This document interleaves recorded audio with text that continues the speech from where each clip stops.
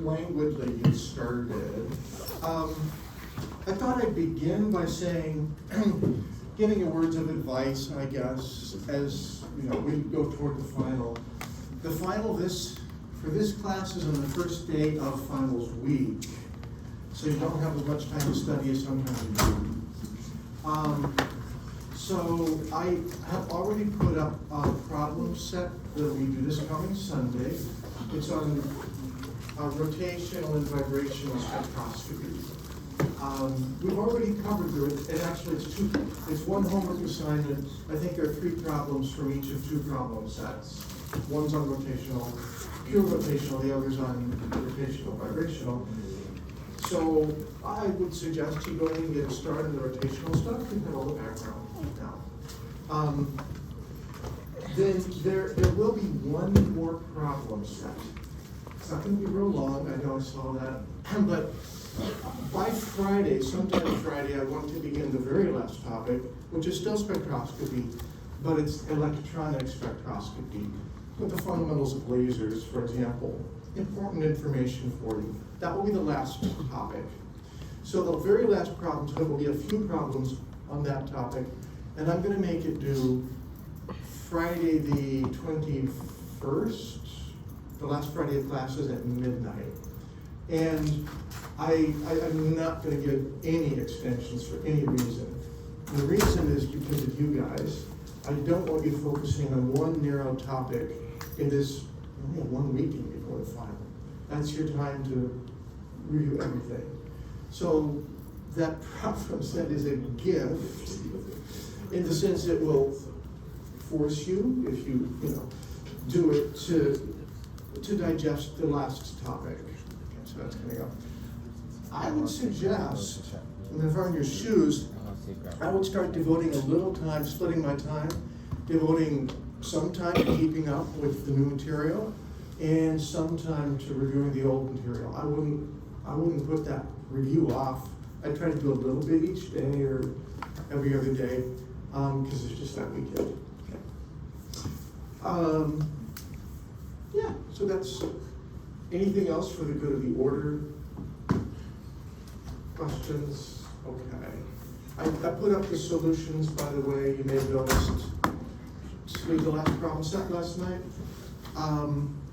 And I also graded all the problem sets up until the most recent one that you returned. And yeah. So in that case, let's return to our topic. We were talking about spectroscopy last time, and we talked about rotational spectroscopy isolated by itself when we focused on diatomics to get the principles across in the simplest case. And so we spent a good deal of time talking about the selection rules, gross selection rules, and the specific selection rules. First, for absorption spectroscopy in the microwave range, there we saw only rotational transitions. And we saw how we can cleverly get quite a bit of information, certainly bond lengths, via moments of inertia. We saw that in a microwave spectrum, the peaks are spaced approximately 2b across, where b is the rotational constant. So we just measure the peak spacing, we can get it b. That tells us in moment of inertia I, that tells us the bond length. Then we saw how if we want greater precision, we can include centrifugal distortion in the picture and refine our numbers a little bit. And we can determine the centrifugal distortion constant. And toward the end of that discussion, we saw how we could actually, if we wanted to measure a dipole moment, by placing the molecule in an electric field and see how that shifts the energies. That's the Stark effect. We then went on to Raman spectroscopy, which involved not absorption of light, but scattering of light. And I told you that the signal's weaker, so you need a high-resolution instrument, but we now have that technology. And you can get the same information, but the selection rules are different. So the gross selection rule we saw for absorption spectroscopy in the microwave range was that the molecule must have a dipole moment. We saw for Raman spectroscopy the gross solution was different, and we saw that it's about the polarizability, not the dipole moment, and the polarizability must be anisotropic. And it turns out that even homonuclear diatomics have anisotropic polarizability, so we get information out of it. And the main difference in interpreting a spectrum, it's really the same as for the microwave spectroscopy, with one difference, and that is the specific selection rule. That is now delta J equals 2, plus or minus 2, instead of delta J is plus or minus 1. So now the peaks are spaced 4 feet apart. So that's kind of where we were. And what I want to do today is begin with a kind of curious, subtle topic regarding particularly Raman spectroscopy. And I'll say a little word about what happens when you go from diatomics to polyatomics, but we don't have time. I don't think that's where we need to focus our time now. I'll just give you a hint. And then I'll talk about infrared spectroscopy, where vibrational transitions are observed. Many of you have already actually performed IR experiments, so you've got some head start on that. Okay. So that's where we are. So let's start off with the curious fact.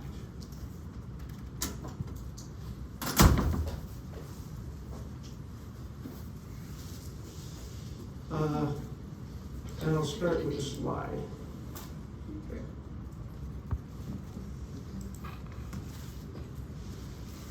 So this is a Raman spectrum.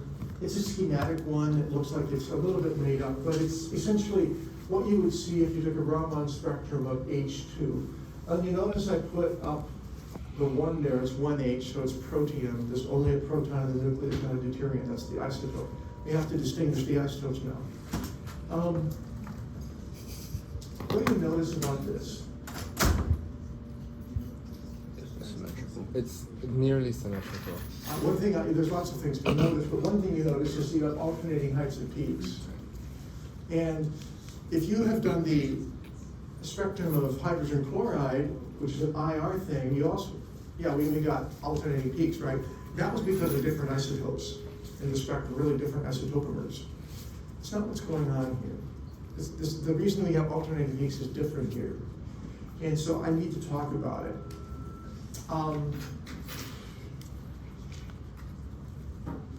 First, I want to remind you of a couple of things.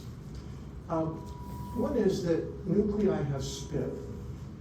Electrons have spin quantum numbers, nuclei also have spin quantum numbers. We generally use I for the spin quantum number of the nucleus instead of some other thing. And notice that depending on the nucleus, the spin can be 0 or 1 or a half or 3 halves or 5 halves, lots of things it can be. So let me ask you this. If the nucleus has a spin of 1, is it a fermion or a boson? A fermion. No. I'm wrong. Let me rephrase the question. If the nucleus has a spin of 1/2, is it a fermion or a boson? Oh, 1/2. Spin 1/2 means half integral spin always means fermion. And half integral means either 1/2 or 3 halves or 5 halves or 7 halves. So there are lots of fermions in here.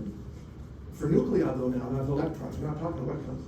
On the other hand, integral spin, 0 or 1 or 2, is a boson. And if you think back to the Pauli principle, what must the sign of the wave function do if you interchange any two fermions? It has to change sign. So that'll be true of nuclei that happen to be fermions as well as electrons that are fermions.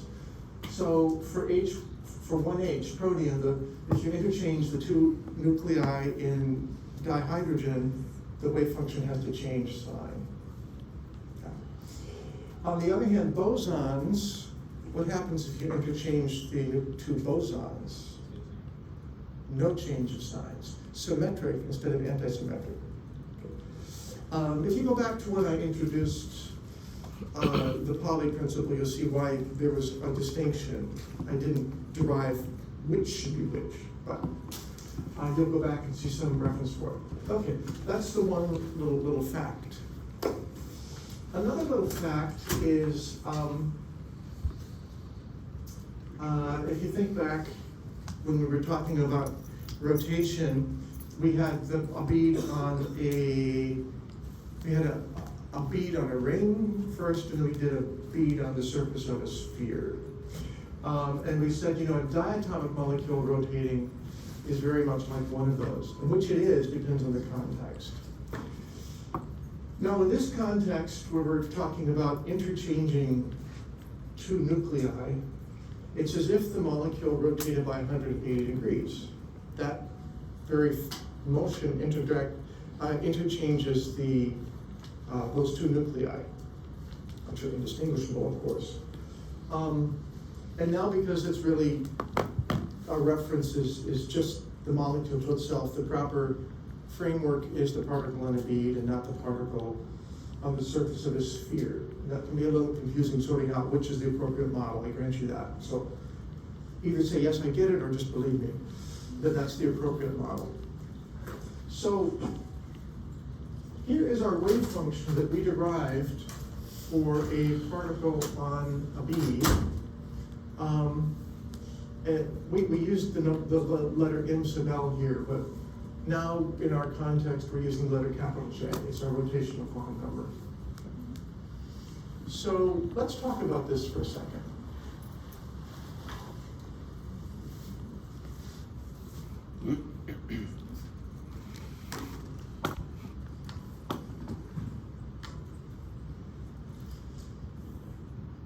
Oh, the light didn't come on.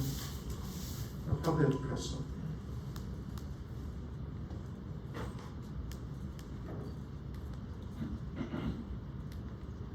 Oh, okay.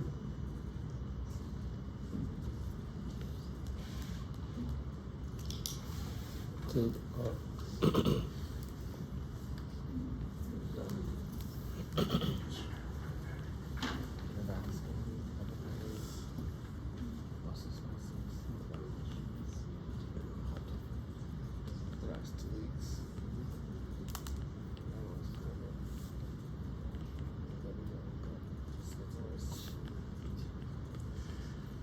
So suppose that we let phi be pi, because pi corresponds to 180 degrees, and evaluate what happens to the wave function as we go from 0 to pi for phi.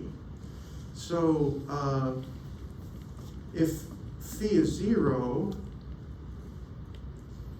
then psi is 1 over radical 2 pi e to the 0, which is just 1 over radical 2 pi.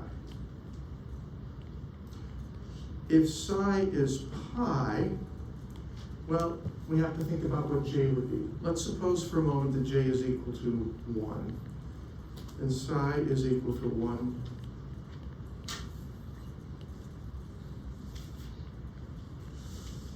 E to the I pi. Does anybody remember what e to the I pi evaluates to? -1. Right. Not clear on that? Remember, that's the same as cosine of pi minus I sine pi. Sine of pi is 0, cosine of pi is -1. Right. So that's that. What if j is equal to 2?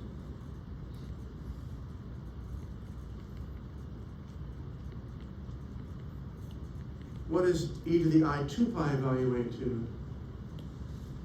+1. It's -1 squared. No. So that's +1. In fact, any odd j will give you a factor of -1, and any even j will give you a factor of +1. So let's go back to this picture.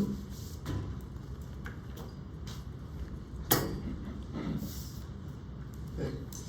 So the rotational part of the wave function is going to change sign if J is odd, but it will not upon interchange of the two nuclei. It will change sign if J is odd, and it will not change sign if J is equal to 0. So with that in mind, let's think about CO2. And we're going to think about oxygen 16. And I want you to notice that oxygen 16 has an I of 0, so it's a boson. That means that means that the wave function has to have the same sign if you interchange by 180, if you interchange the two nuclei. So I guess it's best to go back to here.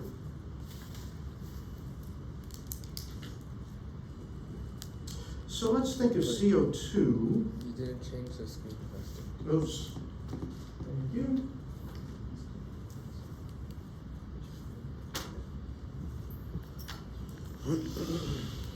CO2, where we're using oxygen 16.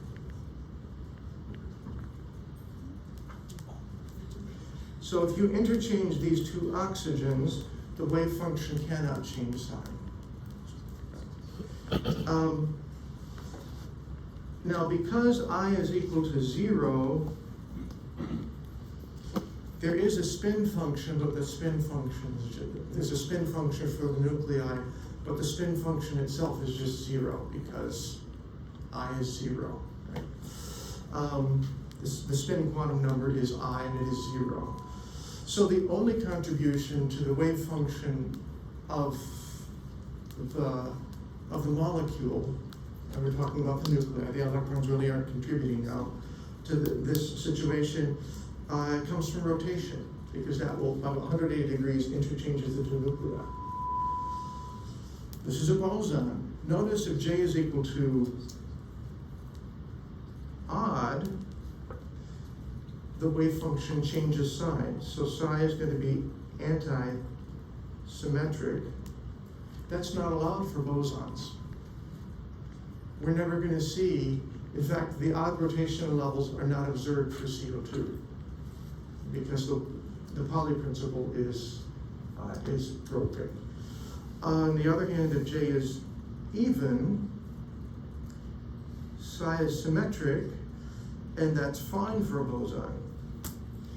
So for CO2, we have this curious situation that we only observe the J equals the even J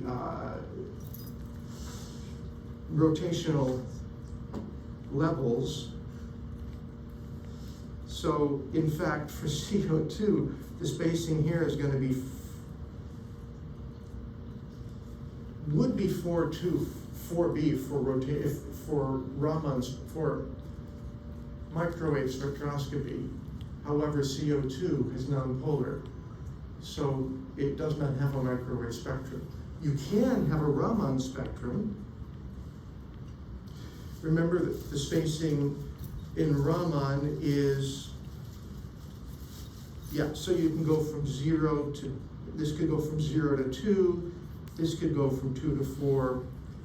So in the end, you're going to have spacings that are twice as large as expected, because you're missing all the signals from the odd ones.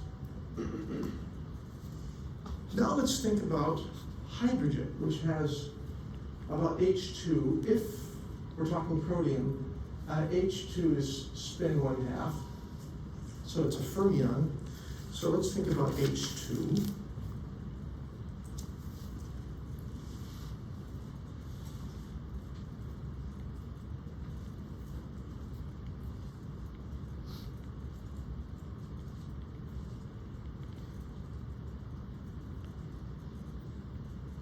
The nucleus is a fermion. So that means that psi has got to be anti-symmetric. Now, the wave function has got two components here. There's a spin component and there's a spatial component. So let this be the spatial component. It depends on both nuclei, I label them 1 and 2, times a spin component. Well, the spatial doesn't help, spatial. Okay. And this, of course, is spin of the 2 electrons. Remember now these, yeah, so that's that. Now electrons, the 2 nuclei. So we have 2 possibilities. So the spatial part can be antisymmetric and the spin part symmetric, or the spatial can be symmetric and the spin part can be antisymmetric.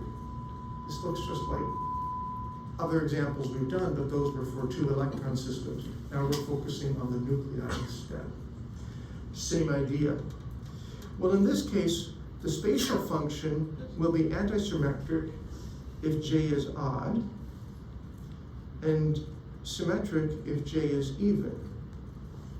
So apparently the odd J's must be coupled with a symmetric spin function, and the even J's must be coupled with an antisymmetric spin function.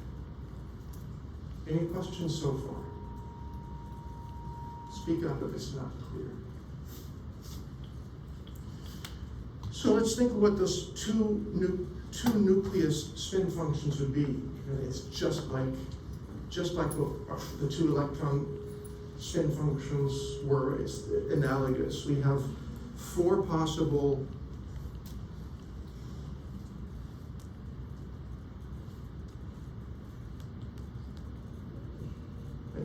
we can have alpha of 1, alpha of 2, so both of the nuclei can be spin up.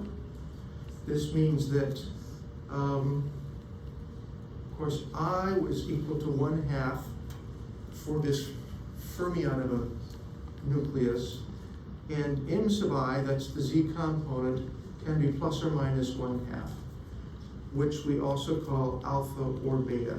Alpha for plus 1/2, beta for minus 1/2. It's just like electron spin, nothing new here. So this is a symmetric function. Beta of 1, beta of 2 is also symmetric. And then we have something we'll call sigma plus, which is symmetric, and sigma plus is 1 over the square root of 2, but that's not the important part. Alpha of 1.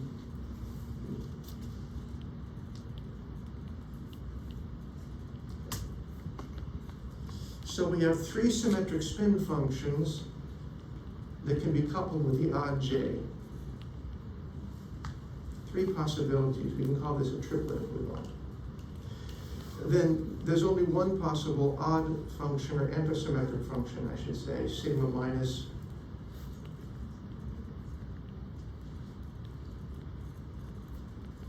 Here's a minus sign, alpha of 2, beta of 1.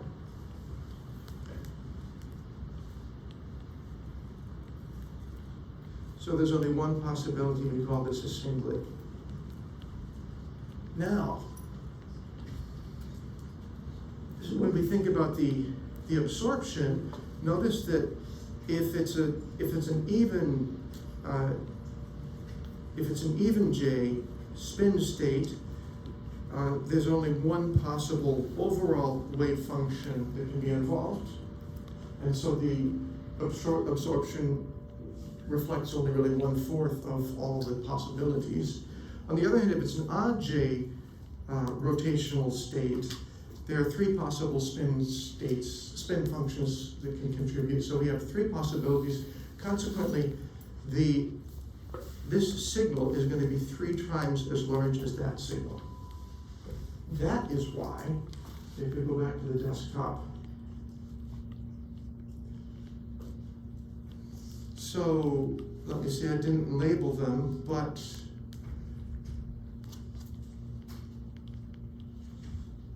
the signals for the odd J will, I'm sorry, you're right. Yeah, the signals for the odd J will be twice as large as for the even J. I'm sorry, 3 times as large as for the even J. So that's why you get this kind of a spectrum of alternating. It has nothing to do with isotopomers now. In this case, it's because of spin statistics. If I want to give a term to this that you usually, nuclear statistics is what we usually say, nuclear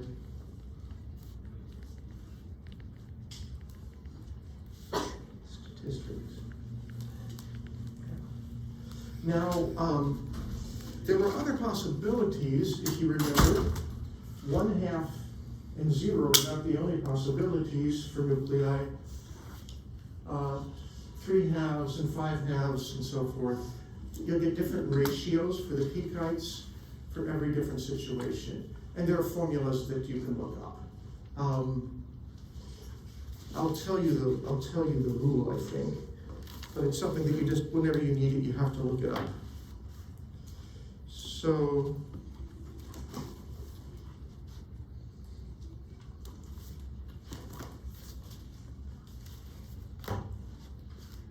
the question is,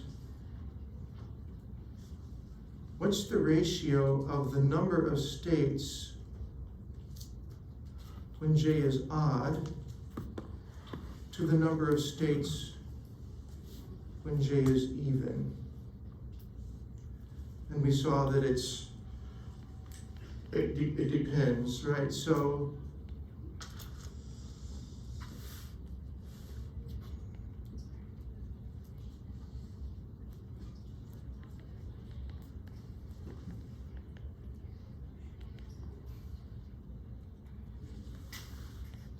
if I is half integral, it's I plus 1 to 1.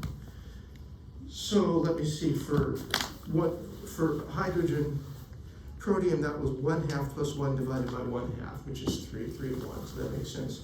And it's equal to I over I plus 1 if I is integral. So depending on the nucleus.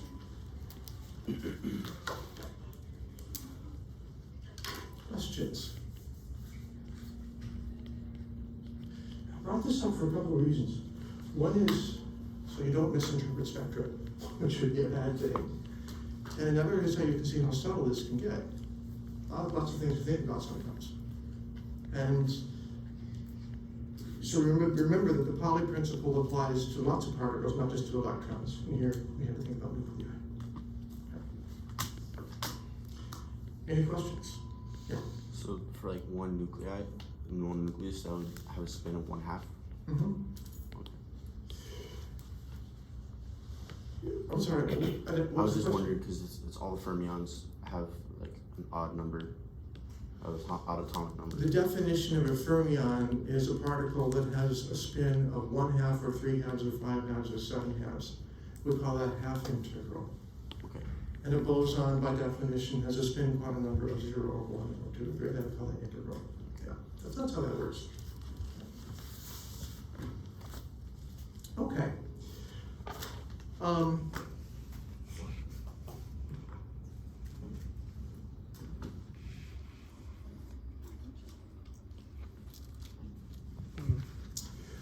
We talked about rotational spectroscopy of diatomics, and I'm going to say a few words about how that would generalize to polyatomics. Just a couple of words, because I want you to see it is more powerful than just applying just to diatomics. And I think the best thing to do is to do this on the board.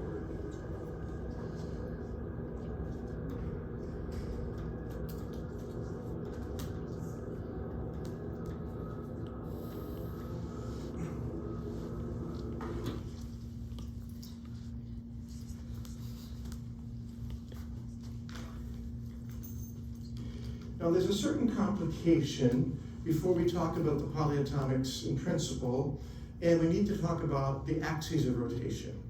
When we had a diatomic molecule, we only had to think of one axis, that was the internuclear axis. When we get to polyatomics, it's more complicated. A prototypical example is H2O.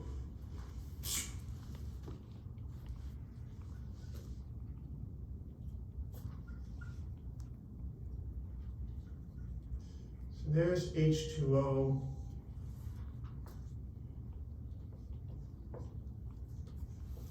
And it can tumble, of course. Any molecule can. It will tumble about its center of gravity. And that center of gravity is going to be very close to the oxygen because the oxygen is more massive. Center of mass is what we usually say.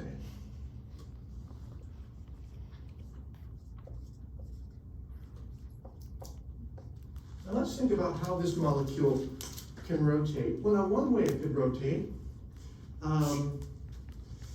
is about that axis, right? So now you're thinking of rotation like this. So we have to, if we think about, another way it can rotate, by the way, is about this axis.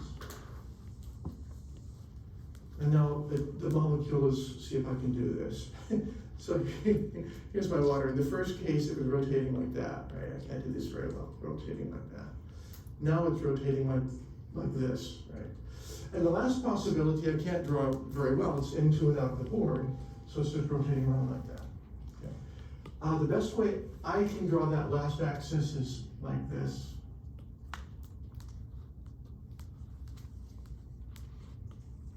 And that little line just trying to convey that we're going into and out of the board. I can't do it very well. Okay. So we have three different axes, and it can rotate in other ways too that are combinations of about those axes, but those are special. Now, the definition of the moment of inertia is I guess that'll work.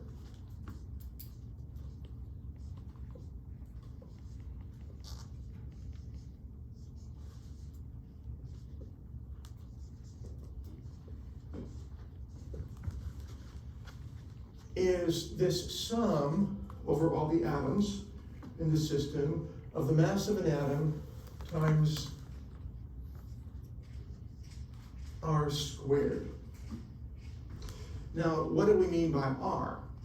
R is the perpendicular distance from the atom to the axis in question. So, for example, suppose that we're talking about, I'm going to use a bunch of colors now. This one. Suppose we're talking about this axis right here, then this hydrogen is at some distance from that axis, call that RH. This hydrogen, I didn't draw this quite right, is at the same distance. By symmetry, you can see those R's are the same. Let me just extend that a little bit. I notice that oxygen lies right on the axis, so it makes no contribution. Its distance from the axis is 0. So when you total this up and you multiply by the mass of hydrogen, I'll tell you what you get for that axis.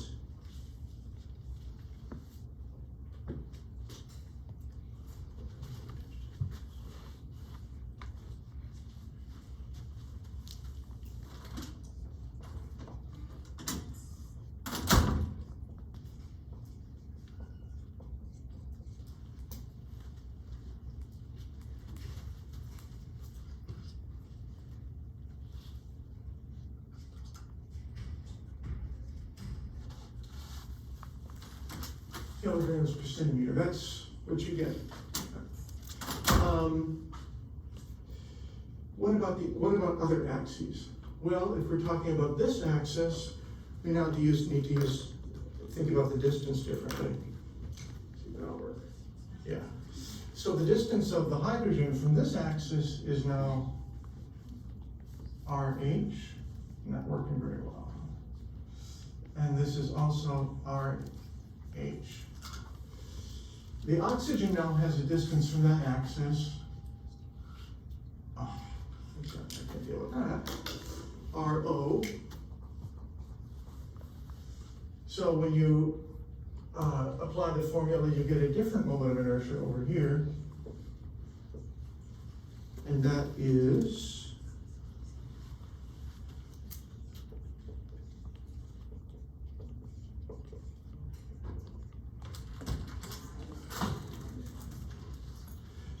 you apply the reasoning to this axis, and I won't draw the distances, but they're all different, you will get 2.94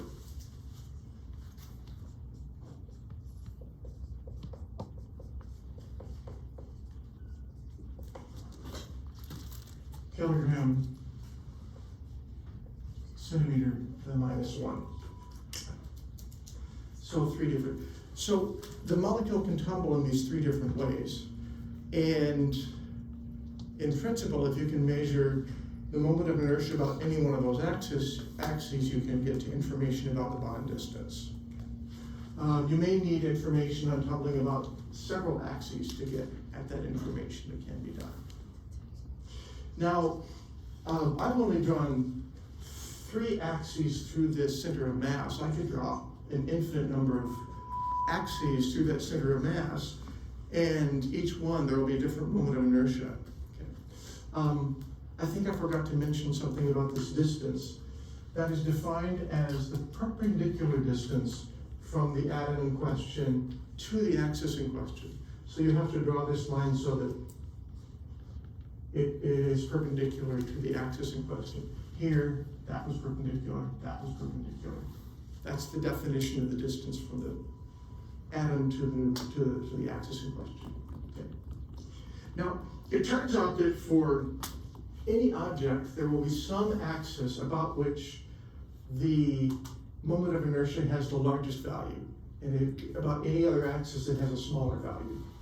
And there will be some axis about which the moment of inertia is the smallest. And it turns out that, let me get these labeled properly.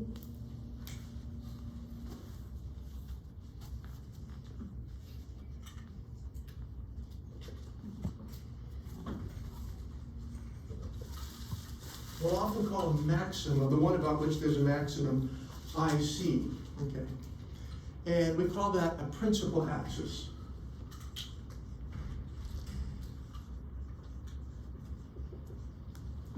There's also going to be an axis about which it's the minimum, often labeled that IA. That's also a principal axis, and it can be shown, I'm not going to show you, but it turns out that IA is perpendicular to IC. So these are perpendicular to each other, these two. With those defined, we define a third principal axis. We simply call it IB as the axis that is perpendicular to both IC and IA. Okay. So if you have two axes that are perpendicular to each other, there's only one axis that is perpendicular to both of those, and so that will be IB. So then we call these three axes the principal axes, and they're defined for any object. You can figure them out. Now there are three possibilities.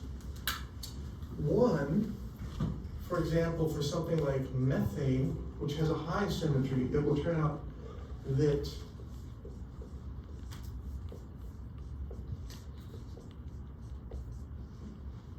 doesn't matter, they're all the same. We call these sorts of molecules symmetric rotors. No, spherical rotors.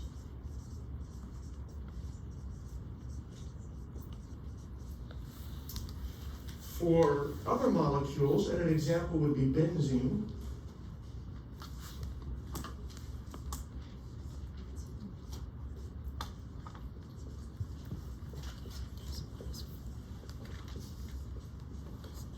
two of these are equal and the third is different.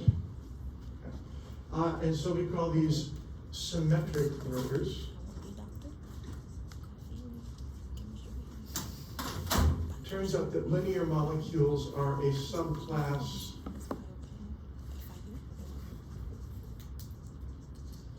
of symmetric rotors. And then the last possibility is that they're all different.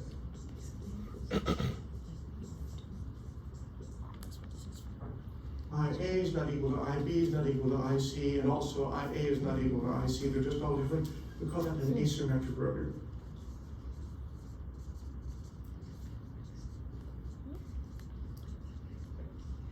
Now, if we had more time, I would derive the selection rules for all of these rotors, or I'd tell you what the selection rules were, and then we would derive some equations. I'm going to throw up in the slide the outcome of that on PowerPoint. I mean.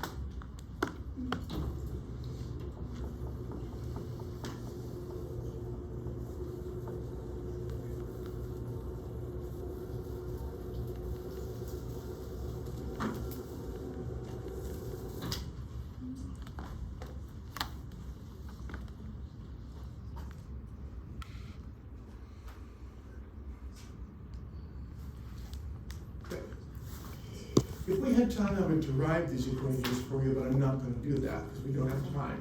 So I'm not going to ask you to do problems involving polyatomics, but I want you to have seen possibilities. If you have a linear rotor, of course, we actually did derive this. F is equal to Bj times J plus 1. If you have a spherical rotor, and you can see methane is one kind, you know, SF6 would be another. Sulfur hexafluoride is a spherical rotor, and it actually has the same rotational term. On the other hand, for molecules of this type, they happen to be symmetric rotors, and we actually have now two different quantum numbers that are involved in the energy expression, and that's what you get. We have the usual B rotational constant, and we have another rotational constant, which B is for rotation about one of the axes, and A is for rotation about the other axis. You can see definitions here. If there's no symmetry at all, it's just complicated, and no textbook for the undergraduate level I've seen has actually written a formula out, so don't worry about it. So our different kinds of rotors. And just as a little factoid, this is in your book, but I don't want to dwell on it. Here you have a table of, it's just for the linear rotors and the symmetric rotors. I guess I should say, if I go back, the funny thing about a spherical rotor, you see it here, is that by its symmetry, it will have no dipole moment. So CH4 has no, its dipole moment is 0. Carbon tetrachloride dipole moment is 0, and therefore it cannot absorb microwave radiation. It will also not be Raman active because the polarizability is isotropic. So we really can't deduce anything about the spherical rotors from these kinds of spectroscopy. But we can for linears and we can for symmetrics, and asymmetrics get to be hard to deal with. So this table tells you how the moment of inertia is related to bond lengths and masses for linears and for symmetric rotors. And if we had more time, we would use this table. Right? But for proper information, we can get it. This, for example, had two different bond lengths. R prime for this one, to the green ones, and R for that one, to the red ones. And if we can make sufficient number of measurements, we can solve these two equations for both bond lengths, which is pretty cool. Okay, I have now said my piece on rotational spectroscopy. Yay, rock. Okay, so I'm going to be quiet for a second, and we're going to go into a new world.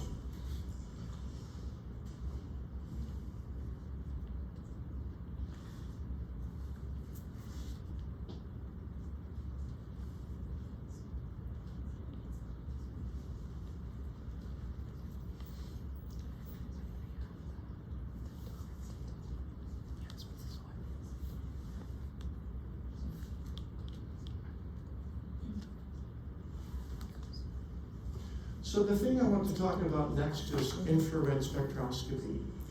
And with light of infrared frequencies, we have sufficient energy generally to excite a molecular vibration on the end rotational field. So I want to begin by thinking about the vibrational levels, and then we'll add the rotational idea later.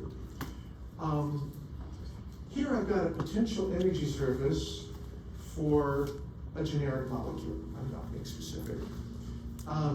It's got a minimum. It has a steep repulsive wall here as the two, we're just talking diatomic now for simplicity, as the two atoms get very close to each other, the energy goes way up. As the atoms stretch, eventually you break the bond, and so the energy then becomes, really just levels out. It's like two isolated atoms, and the energy doesn't really change significantly as you go from 5 angstroms to 50. But between 0 and 5, the way this is drawn, it does. Then in red, you have the vibration levels.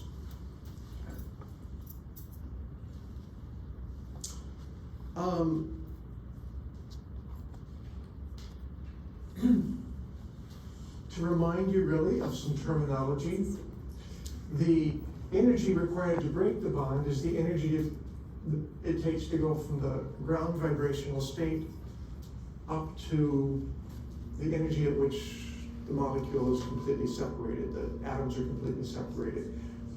That's this red line, that's called the bond dissociation energy, D0. When we put the tilde on top, that simply means we're going to change to wave number units. We'll divide energy by hc and we have wave number units. Now, we can't really measure the well depth directly because you'll never have a molecule with an energy less than the vibrational 0 point energy. It's all you can access. But we can map out a potential energy surface and figure out the length of this red line and call that the well depth. So those two things are important terms to keep in mind.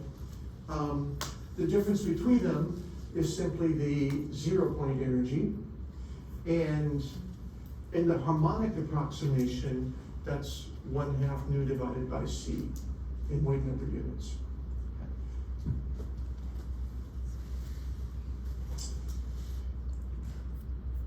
Now, we will often treat molecules for the analysis, for example, of selection rules for vibrational transitions. We'll treat molecules as if they were harmonic oscillators and make that approximation.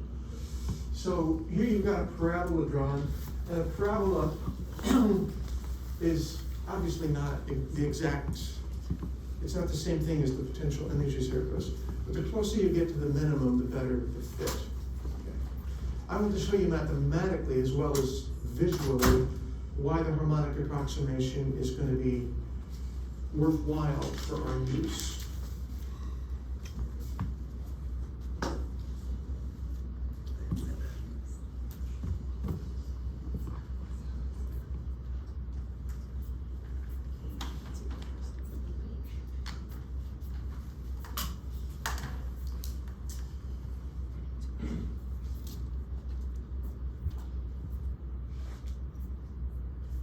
So I just got done showing a potential energy surface, and we're going to call that V of R, and I'm using a capital R. At this point, doesn't matter, but it's the internuclear distance. Now, one thing we can say is that V is some function of R. Now, we can express any function as a Taylor series. So if we let this be R, this right here is the equilibrium bond distance. So suppose that we expand the potential energy about the equilibrium bond distance, and this will be V of RE plus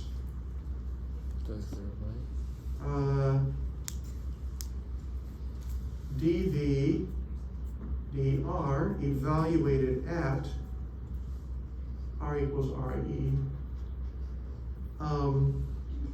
times R minus RE.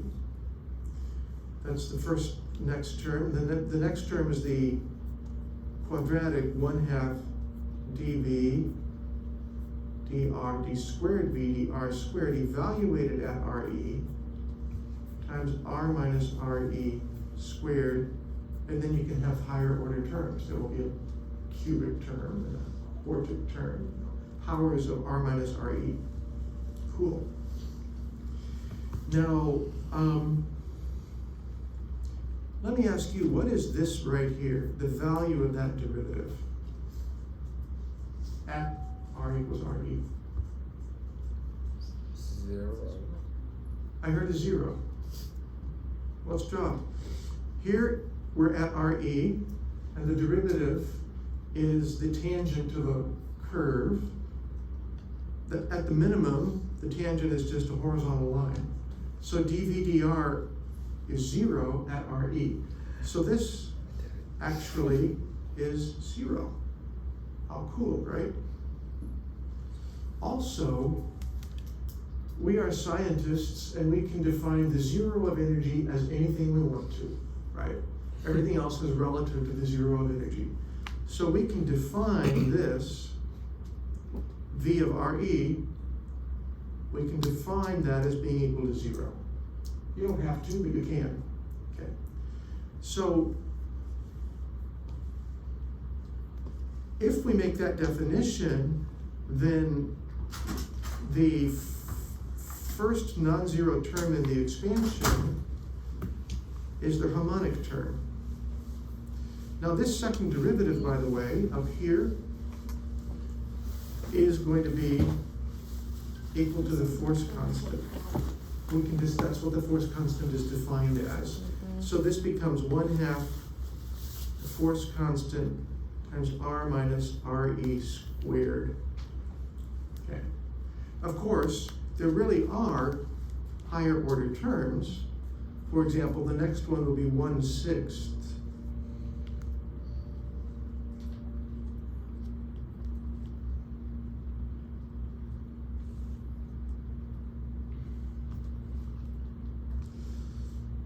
But in our analysis right now, to understand vibrations, we're going to ignore this term.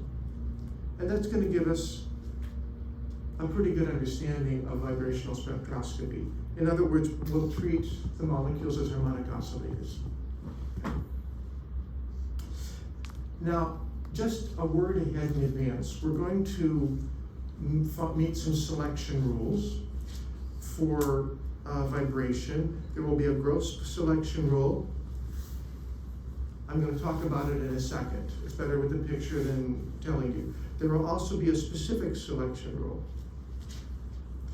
And that's going to be delta V is 0 is only allowed for special molecules. I can tell you which, but I'm going to put it in parentheses for now, and plus or minus 1. That's the selection rule. Now, I should also tell you that selection rule, plus or minus 1, comes from the harmonic approximation. It comes from evaluating that integral for the transition dipole moment, ignoring the cubic term, the quartic term, and so forth. That means that this selection rule will sometimes be broken. Or in other words, peaks in your spectrum that are strong tend to come from plus or minus changes in V, but there will be some weak ones as well that are for plus or minus 2, depends on the molecule. Sometimes our selection rules are based on hard fact, and sometimes they're based on approximations. In this case, they're based on approximations. Questions? Okay, so let's then. So what I've done is to give you our framework, how we're going to think about vibrational transitions in our spectroscopy. We're going to make the harmonic approximation and limit ourselves down for now to diatomics. And now I've told you about selection rules. For the specific ones, sometimes we have to be careful. Allowed and strong and forbidden can be weak. I'm really impressed DeAndre is excited about this. Very excited. So, excuse me, DeAndre. Sorry. Happens to me too. I'm just gonna grab at it. Gotta keep up on your toes. Okay, so I guess I could say, that's then the Schrödinger equation we need to solve, with that for the potential energy. And you say, oh, I've done that already, that is the harmonic oscillator. So you know already the solutions. These are the energies of the vibrational levels. These are the allowed values of the vibrational quantum number. And you're not going to need this right now, but that's the wave function for harmonic oscillator. Remember the normalization constant, the Hermite polynomial, and so forth. Anyway, it keeps coming back, right? The stuff we learned earlier keeps coming back. Now notice there's a constant here. So this is our vibrational frequency, which is 1/2 pi times the square root of the force constant divided by the reduced mass. Okay. I don't need to write it out, I hope. So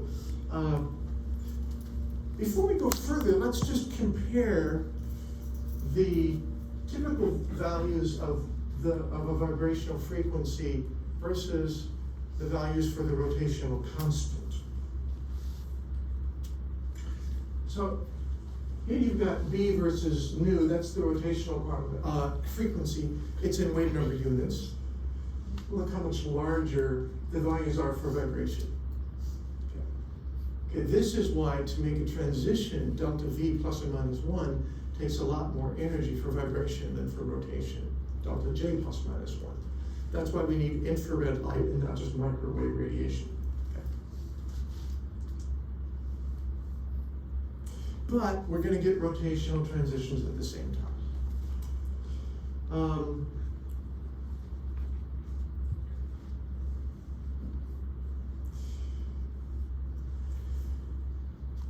Now, just to get defined terms, remember for rotation, this was the energy for rotation for a diatomic, and we said we'll divide that by hc to get units of wave number, and we'll call this the rotational term. That gave us B, just divided by hc. So we're going to do the same thing for vibration. We'll divide E by hc. That gives us this. We'll call this G. G is the rotation, is the vibrational term.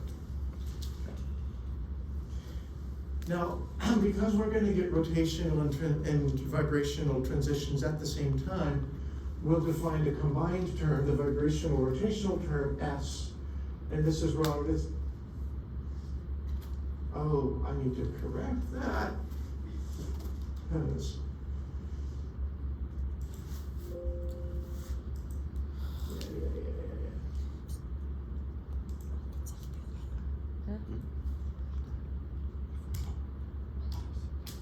That's V. That's V, obviously. And this should say J, comma V. So I'll correct that in the. Yeah. So now let's talk about that. Kind of gets the okay. So what can you learn from IR spectroscopy? Obviously, you can learn the vibrational frequencies, and from that you can learn a bond force constant. We've really done this a lot before. I'll show you later that we can even measure something called the anharmonicity. Now I want to talk about the selection rules. So the selection rule for the gross selection rule is a little different now. It's about the electric dipole moment again, but for vibration, it is that the electric dipole moment must change during the course of vibration. So to understand that, I need to define the dipole moment. So here's the electric dipole moment, it's a vector. It's sort of defined as this sum over all the nuclei of the Q, the charge on the nucleus, it's primarily a partial atomic charge, times the location, the vector that describes the location of that nucleus in space. Let me show you how that works out for a diatomic molecule. And then we'll come back to that. Okay. I mean, there are a number of details, you just have to, you gotta go through them slowly, otherwise it's like telling a story without without really saying what things mean. So,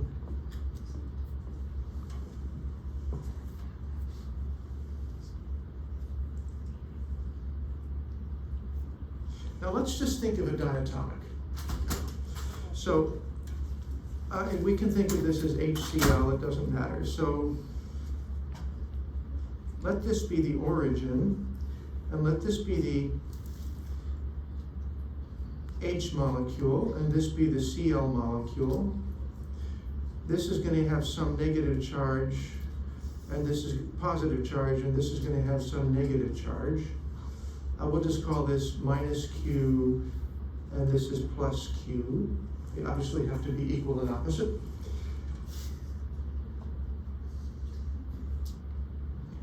So there are the two vectors for the H and the Cl, but this one has to be multiplied by -1.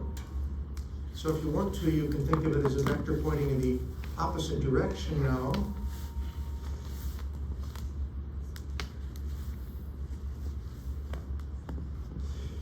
So adding up these two vectors is like subtracting one of these vectors from the other.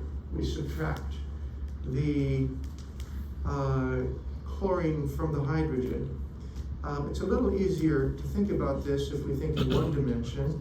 So if this is just a line and we've got one atom here at position 1 and another atom at position 2, that's the vector for atom 1, that's the vector for atom 2. If atom 2 is like the chlorine, it's got the negative charge.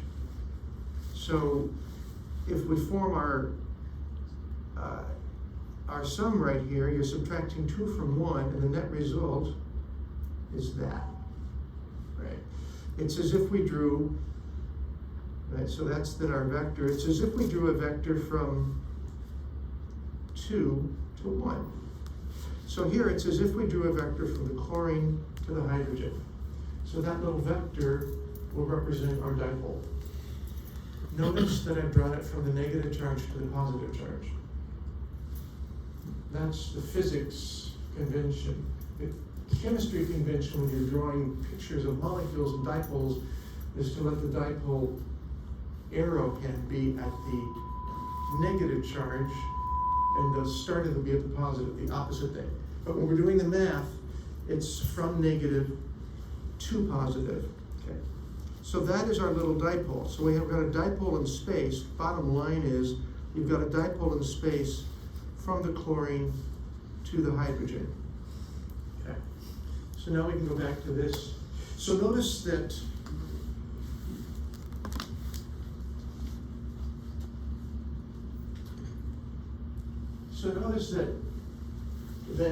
as the distance increases, the dipole is going to increase in strength. And as you compress the dipole, will decrease in strength. The dipole's proportional to the internuclear length. We're assuming that the partial atomic charges stay the same, which isn't quite true, but it's close to true. So what you see then is in time, the dipole moment is fluctuating. This is time as the molecule vibrates. So now you can understand, I hope, what this rule is. The electric dipole must change as the atoms are displaced from each other during vibration. And sure enough, that happens for this vibration of HCl, because the H and Cl have different partial atomic charges. Okay. On the other hand, if they don't have different partial atomic charges, there is no dipole moment, and vibrations in which the dipole moment does not change as the vibration oscillates are inactive. Non-polar molecules like H2 don't change. Now, a word to the wise about this gross selection rule. A molecule like CO2 can vibrate in several different ways. Okay. So for one thing that CO2 molecule can do is the oxygen atoms can move outward, back and forth, and the carbon stays motionless. We call that a symmetric stretch. Let me ask you, does the dipole moment change during a symmetric stretch? The dipole moment remains zero the whole time. Right. So the symmetric stretch is IR in active. Now consider another vibration. Suppose the oxygens move up while the carbon moves down. If that's hard to visualize, think of it this way. We're going like this. So, in this orientation, of course, there is no dipole moment, but if the oxygens have moved up, we're like this, all of a sudden there is a dipole moment.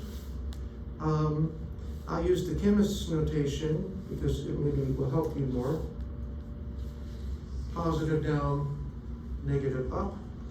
On the other hand, over here, and in the middle, the oxygens are down, and the carbon is up, and the dipole moment has now changed.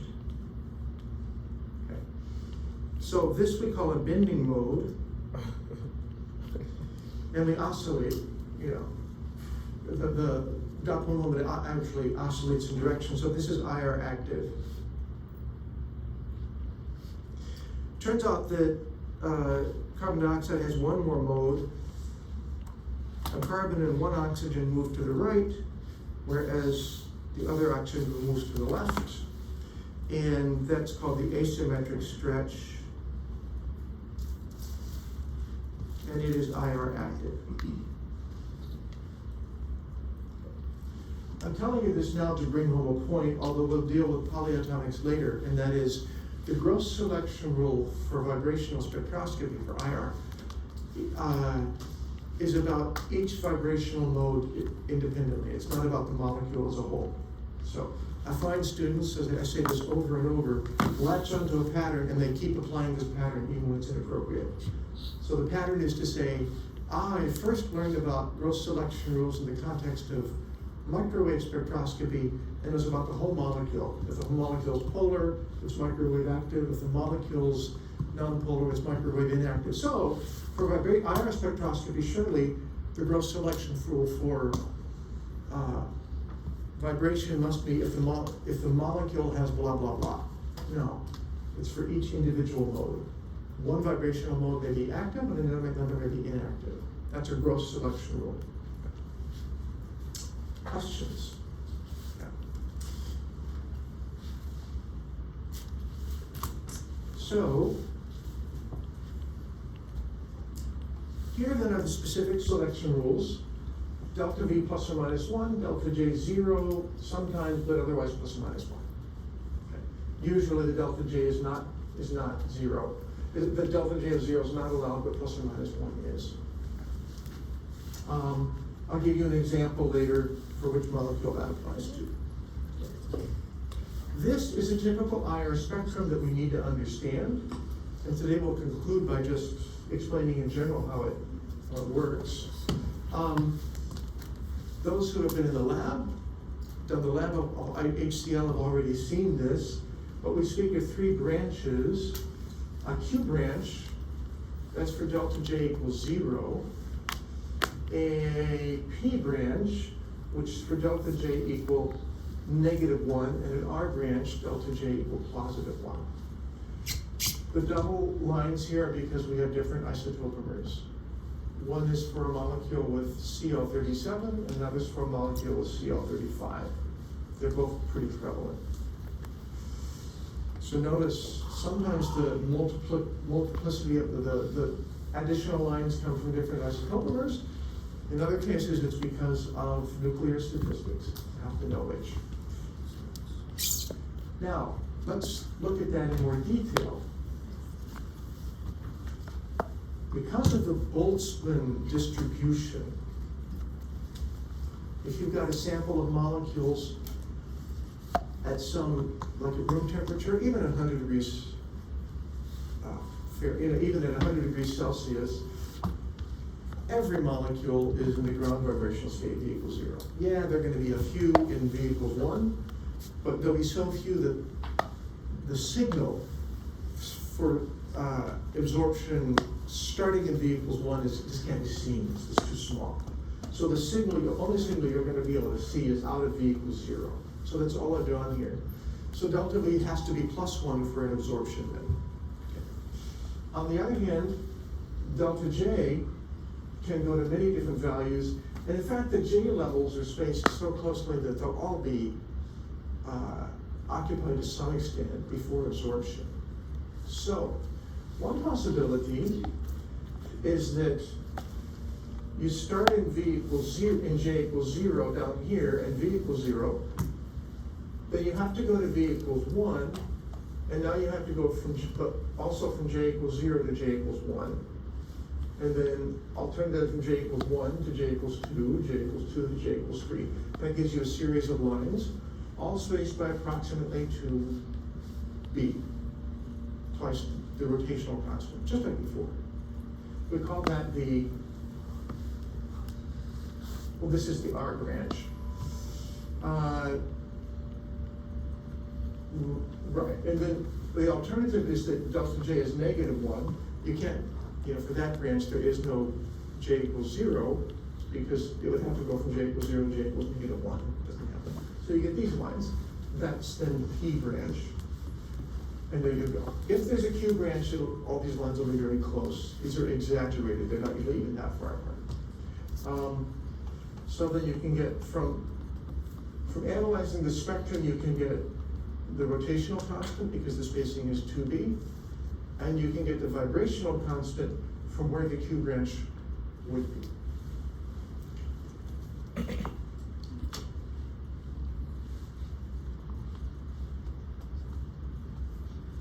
Yeah. Here are two sample spectra, just so you can see. Carbon monoxide, there's no Q branch, just a P branch and an R branch. By the way, another pattern people often pick up that's wrong is to say, oh, the R branch is always on the right and the P branch is always on the left. No, sometimes people plot the frequency increasing to the right, but sometimes they plot the frequency increasing to the left. I guess these were consistent, but be sure to read your spectrum, your axes. Nitric oxide, by the way, has a Q branch. It has a Q branch because, I think I'll get this on here, it really comes from this orbital right here that is only half filled. The details of why that makes the difference, that's for another day. But that's the reason. Most molecules have filled pi orbitals, and then they won't have a Q branch.